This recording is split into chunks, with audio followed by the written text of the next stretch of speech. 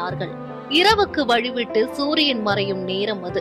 மாலை 5 மணியை கடந்து துப்பாக்கிச் சூடு தொடர்கிறது. இன்னும் சற்று நேரத்தில் இருள் சூழ்ந்துவிடும். தீவிரவாதிகள் தப்பிக்க அது ஏதுவாக மாறிவிடும் என்பதை உணர்ந்தார் மேஜர் முகுந்த். தனது நண்பர் விக்ரம் சிங்கை மட்டும் அழைத்துக் கொண்டு கையில் AK-47 துப்பாக்கியோடு தவிழ்ந்து தீவிரவாதிகள் இருக்கும் வீட்டை நெருங்கினார்.